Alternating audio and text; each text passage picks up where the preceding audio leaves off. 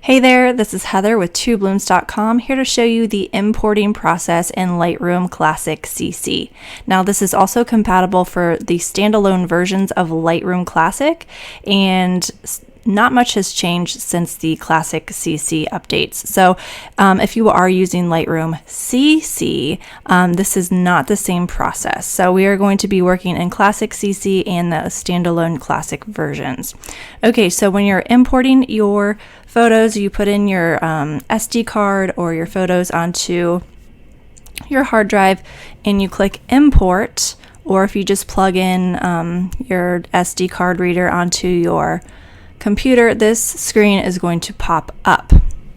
Now if you don't see this, you can come down here in your library module and click on import.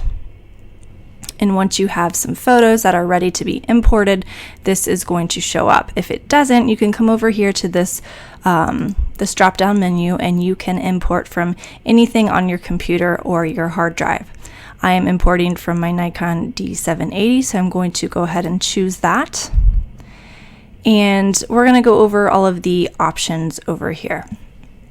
So you will see this is my shooting folder. This is the folder that was inside of my camera. So when I shot these photos, this was the photo that it was under. If I click this, it's going to deselect all of them. And I can choose if I want all of the photos selected, if I only want to select part of them, if I already know which ones that I want to get rid of.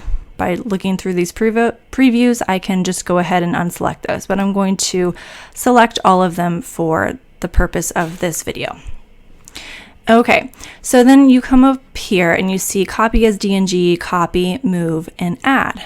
Now move and add are grayed out and I can't even click on those because these photos are not yet on my computer. You see, Lightroom doesn't store photos, they reference photos. So when you're actually importing photos into Lightroom, you're not importing them into Lightroom, you're importing them onto a folder either on your computer or a separate hard drive, like a portable hard drive. And you're just telling Lightroom where it's going to be located so Lightroom can reference it. So Lightroom knows where that photo is. So I'm only getting these two options right now because these are new photos that have never been added to my computer.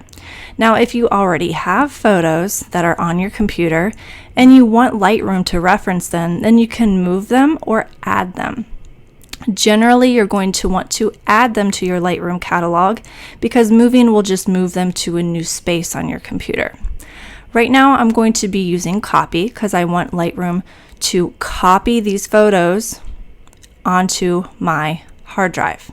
I don't need to copy as DNG because I don't want to change my raw files. I don't really have reason to do that. But if you wanted a DNG is a universal raw file. So if I wanted to copy these, convert it to a DNG, then I could. But for now, I'm just going to click on copy. Now going over here, you can see how Lightroom is, you start to the left, you work your way through all the way to the right, and you go down. So we're going to go over here, and this is just saying where this is going to go. This is going to go into my C drive, onto my pictures area. And all the way, if you scroll down here, this is showing you exactly where it's going. Under pictures, 2020, and you'll see 22 images are going to be added to this new folder that I'm allowing Lightroom to create for me, 5/26/2020. Okay, that's the date that it was shot. So now I know exactly where this is going to be on my computer.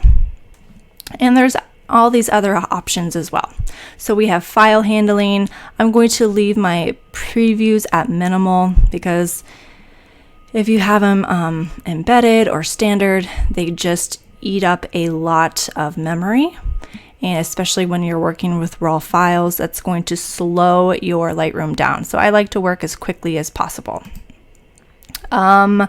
We don't really need to worry about this. You can build smart previews if you want. Don't import suspected duplicates. So if you say you're using another SD card that you forgot to you forgot to delete the photos from or format the card, and you're importing again, and you might be importing some duplicates. This is telling Lightroom, don't import those duplicates.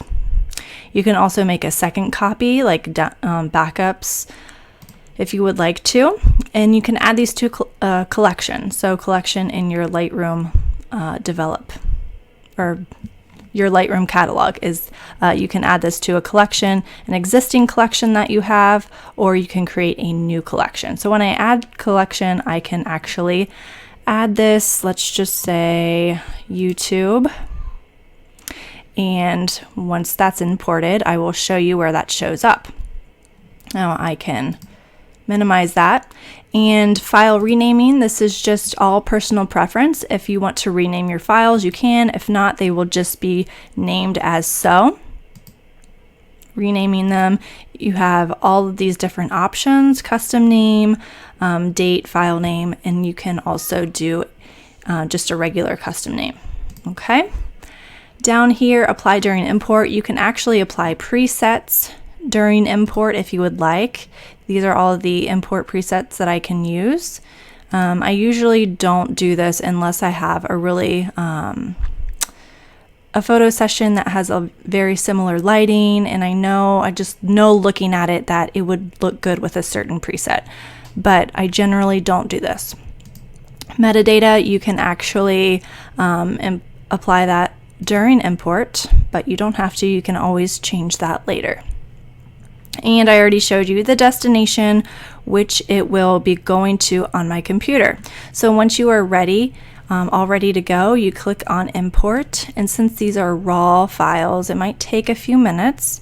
So we will just wait and come right back.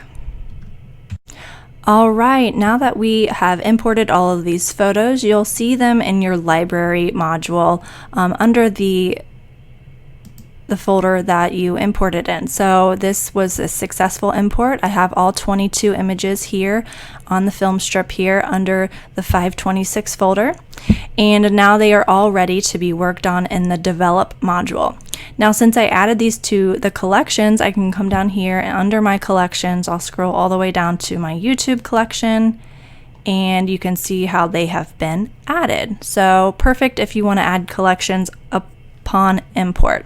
So I hope you found this tutorial helpful when you go to import your photos in Lightroom Classic and Lightroom Classic CC. Go ahead and give it a big thumbs up if this was helpful.